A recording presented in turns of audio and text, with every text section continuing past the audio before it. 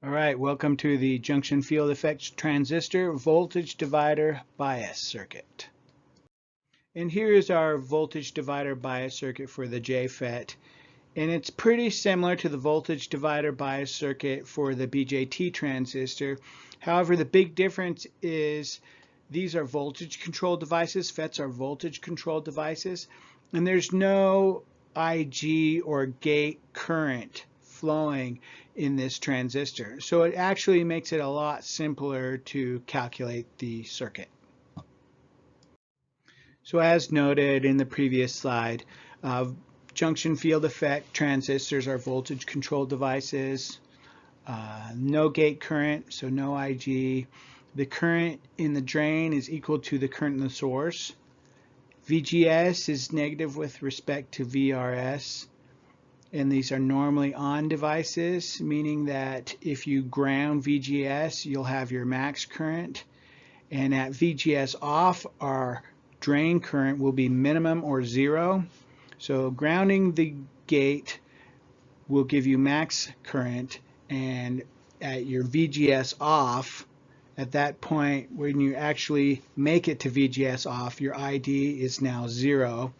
Our IDSS is the absolute max current that the device will operate at, and IDSS and VGS off are both listed, should be listed in the data sheet, and generally they're set up as a range.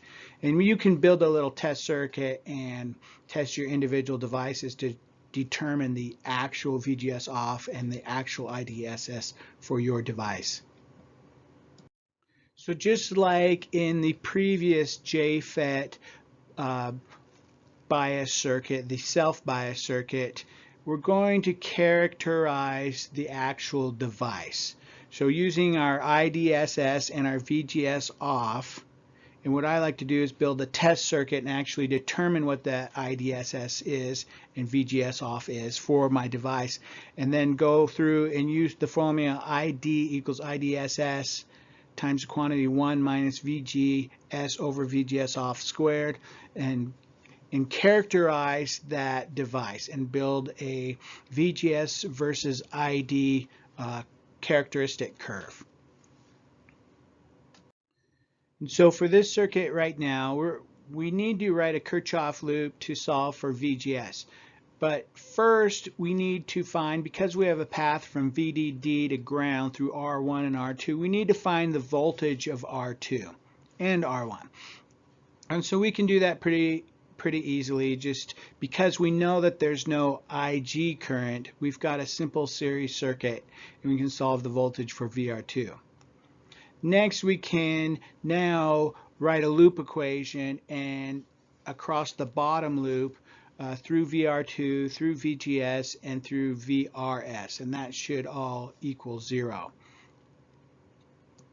Now we really want to plot RS across our graph. We know VGS or VR2 plus VGS divided by ID is equal to our RS. And so we're going to start plotting, and if we put that equation in terms of ID, now we can pick our VGS's, and we know what VR2 is. It's not changing, and we can march across this graph and plot points of RS. And once we have the points plotted, we can draw a straight line. It should be a straight line. It's the orange line represented here. And where it crosses our device curve is where this circuit is operating, and that's our graphical analysis. So the second method of determining the operation of this bias circuit is the quadratic method. And it's similar to how we did it in the self bias, except for now we've got to consider VR2, the voltage VR2.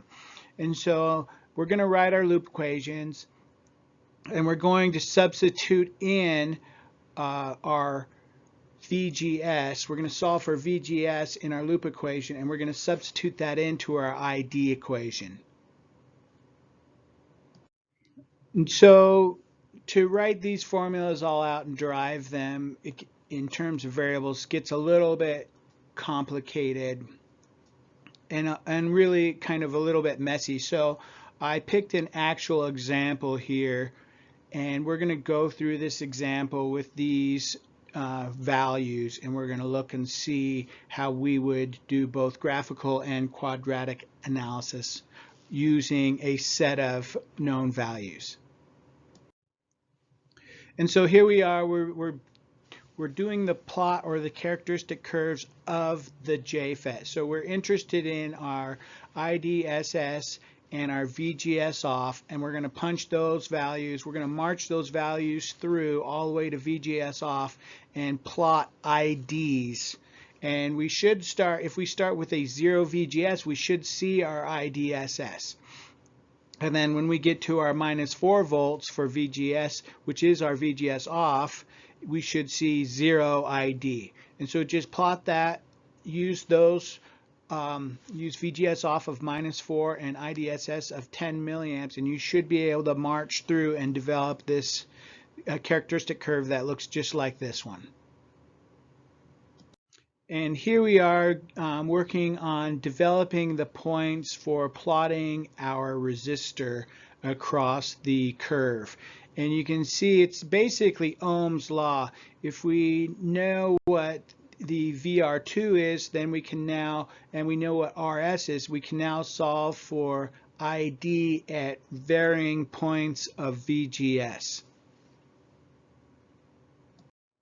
So if you use graph paper and you're careful about developing your data points, and you do more data points, so your resolution is really good, you should come out highly accurate on these measurements. Where it crosses the line is going to be where your circuit is operating at. And I used Excel to develop my curve and my resistor line, and I put my cursor right above the point where they cross, and it indicated that we were at a -1.25 volts for VGS and a 5 milliamps for ID. Now normally, or a lot of times, I'll just do this on paper. So I won't do a whole bunch of data points. I'll do a few data points, and so it gives me like a rough idea of where VGS and ID is. And so I'll say, well, VGS is approximately equal to -1.25 volts, and ID is approximately equal to 5 milliamps. And then from there, I go ahead and do the entire quadratic analysis and pop out those numbers and compare those numbers to these numbers, and then I know that I got the answer correct. And here's the math for solving the voltage divider bias circuit using the quadratic method. And you can just pause the screen and go through the numbers. I try to do it step by step by step, so minimal changes from one line to the next, so you can see the math. So just like any bias circuit, we need to know where we're operating, and so we need to build the DC load line and take a look and see where we're sitting on that load line. So with this circuit, if you imagine the transistor as an open switch, there would be no drain current. So there'd be 0 volts dropped on RD, 0 volts dropped on RS. If we did a Kirchhoff, we would see that VDD is sitting across the transistor drain to source. So our cutoff voltage is VDS is equal to VDD. Now our saturation current is the transistor is going to be acting like a short. And so we just treat that like a short, right? A Kirchhoffs loop, and solve for ID. That ID should be our saturation current. Now, it's important that our ID sat, our saturation current, is below our device's IDSS, or else we'll have other issues, other problems. So we always need to design for a circuit that has an ID sat that's less than our IDSS. And now we need to plot our Q points. Our Q points are our VDS and our ID. And hopefully that point is somewhere really close to the middle of the load line.